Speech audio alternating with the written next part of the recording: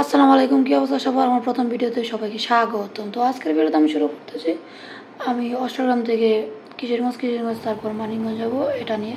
তো আমি অষ্টগ্রাম থেকে চলে গেলাম মিঠামন ফেরিতে, ফেরি করে মিঠামনে ফেরি করে তারপর বালিখোলা থেকে আমি কিশোরগঞ্জ থেকে তারপর চলে যাব কোথায়, গাজীপুরে। তো গাজীপুর থেকে একদিন থাইকা তারপরের দিন আমি গেছি মানিকগঞ্জ, এটা হচ্ছে মানিকগঞ্জ শহর। তো মানিকগঞ্জ বাস স্ট্যান্ড গেলাম, আমি নামলাম, নাইমা তারপর এখান থেকে ফুটওভার ব্রিজ দিয়ে রাস্তার ওই পারে যাবো। এটা হচ্ছে মানিকগঞ্জ বাস স্ট্যান্ড, মানিকগঞ্জ বাস। আমি উপর থেকে ভিডিও করতেছিলাম, ফুটওভার ব্রিজ আপনারা দেখতে পারতেছেন। তারপর ওইখান থেকে আমি মানিকগঞ্জের কাজ শেষ করে চলে আসছিলাম ঢাকা সাভারের স্মৃতিসৌধ, জাতীয় স্মৃতিসৌধ ঘুরতে। একলা আসছিলাম ঘোরার জন্য। তো দেখেন আপনারা, আমি আগে জানতাম না জাতীয় স্মৃতিসৌধের ভিতরে এত সুন্দর জায়গা। তো একলাই পাগলার মতো ঘোরা শুরু করলাম।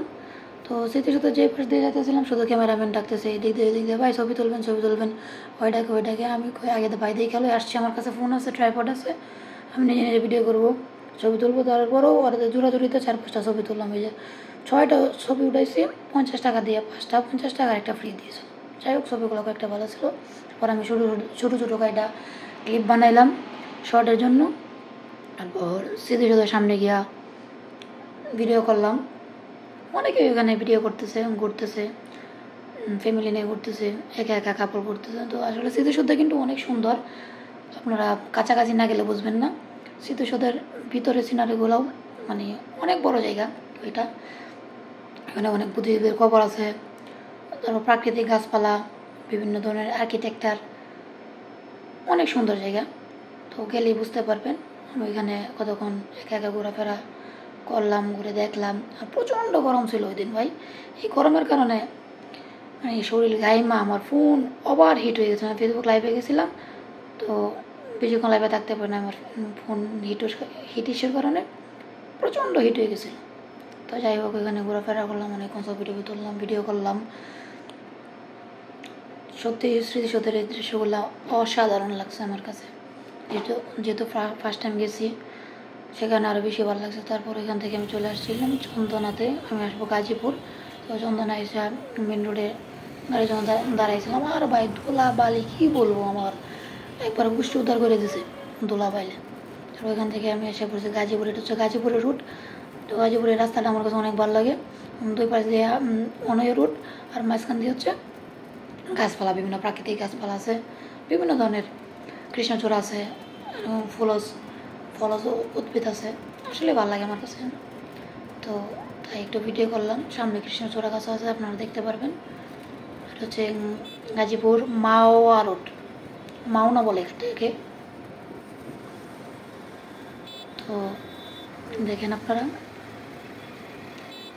একটু পরে একটা গাড়ি যাবে, গাড়িটা অনেক সুন্দর ছিল ভাই, লাক্সারিয়াস কার।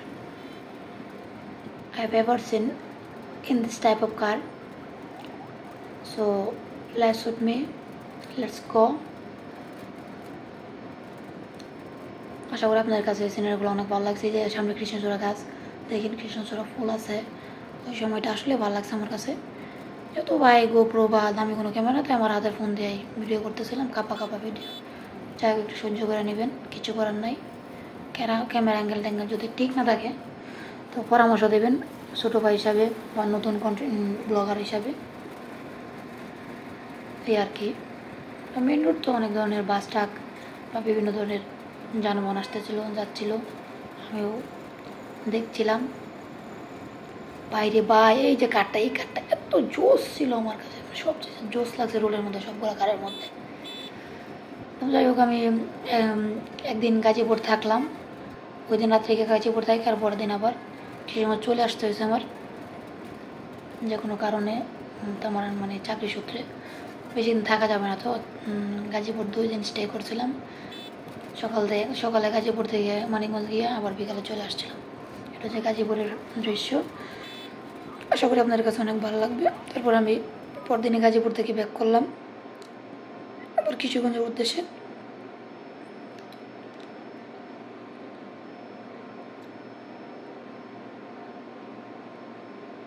কিশোরগঞ্জ এসে পড়ছিলাম আমি। তারপর কিশোরগঞ্জ থেকে আমি আবার অষ্টগ্রাম আসবো, যেহেতু বালিখোলা আসলাম, বালিখোলা থেকে ওইটা হচ্ছে বালিখোলার ফেরির পরে সিএনজিতে উঠলাম। তো ভাবলাম একটু ব্লগ করি, যেহেতু সিএনজিতে উঠছি। দৃশ্যটা অনেক ভালো, দুই সাইডে রাস্তার পাশ দিয়া মানে ক্ষেত সব কাটতে লাগছে, বড়ো ধান তো সব তুলে লাগছে, বড়ো ধান লওয়া শেষ, তাই এখন জমি ফাঁকা, এখনও পানি আসে না, কিছুদিন পরে 1-2 মাস পরে হয়তো পানি আসবে। তারপর এর পুরোটাই পানি নিচে থাকবে, এদিক দিয়ে কোনো যানবাহন চলাচল করতে পারবে না, ফেরি বন্ধ থাকবে, শুধুমাত্র নৌকা চলবে, ট্রলার চলবে, স্পিডবোট চলবে, এগুলো আর কি। আর যারা পিকনিকে আসে ওরা তো বিভিন্ন ধরনের লঞ্চ, স্পিডবোট, তারপরে বিভিন্ন ধরনের হাউস বোট এগুলো নিয়ে আসে। তো আপনারা কেউ যদি কিশোরগঞ্জের ইটনা বিটা মনোসরমারা আসতে চান তাহলে আসতে পারেন। বর্ষাকালে আসলে সবচেয়ে ভালো জোস ওয়েদার পাবেন, জোস সিনারি পাবেন, অনেক পর্যটক আসে। বর্ষাকালেও আসে, বর্ষাকাল ছাড়াও আসে, অফ সিজনও আসে, অন সিজনও আসে, আপনারা যে কেউ আসতে পারবেন। যদি না চেনেন আমাকে টেক্সট করতে পারেন, কমেন্ট করতে পারেন, আমি আপনাদেরকে ফুল ডিটেলস দিয়ে দেবো। ঢাকার থেকে সরাসরি কিশোরগঞ্জ থেকে ডিরেক্ট ইটনা বিটা বালিখোলা ঘুরে যেতে পারেন। আপনাদের আমন্ত্রণ করা হলো, আপনারা আসবেন, ঘুরে যাবেন, দেখে যাবেন আমাদের কিশোরগঞ্জের হাওড় অঞ্চল। আমি মূলত হাওড় অঞ্চলের বাসিন্দা না, আমি এখানে চাকরি সূত্রে থাকি। আমার বাসা হচ্ছে কিশোরগঞ্জের পাশেই, শহরের পাশে, খুব কাছাকাছি। তো আমি এখানটায় বেশি থাকি আর কি, হাওড় অঞ্চলে প্রায় 2 বছর দূরে আছি। তো আপনারা কেউ যদি আসেন এদিকে, কোনো ধরনের হেল্প লাগে বলবেন, ইনশাল্লাহ চেষ্টা করবো আমি যদি থাকি, ইনশাল্লাহ। আসলে এইসব গ্রামীণ দৃশ্য দেখলে চোখ জুড়ায় যায়, একদম ছবির মতো দৃশ্য, পুরাই সিনেমার দৃশ্য। কি বলবো ভাই, সিনেমাটোগ্রাফি এত জোস। ওয়েদারটা যদি আপনার ঠিকঠাক থাকে, আপনার সাথে ম্যাচ করে, তাহলে ঘুইরা আরামই পাবেন। তারপর মিটামন হয়ে চলে আসলাম অষ্টগ্রামের বিশ্বের সর্ববৃহত্তম আলপনা, 14 কিলোমিটার, যেটা ওয়ার্ল্ড রেকর্ড করেছিল, এটাই সেই আলপনা। আপনারা আসবেন, ঘুরে যাবেন। তো আমার প্রথম ব্লগ ভিডিও এখানে শেষ করতেছি। আসসালামু আলাইকুম, ভালো থাকবেন, সুস্থ থাকবেন, আমার সাথে থাকবেন, স্টে উইথ একে।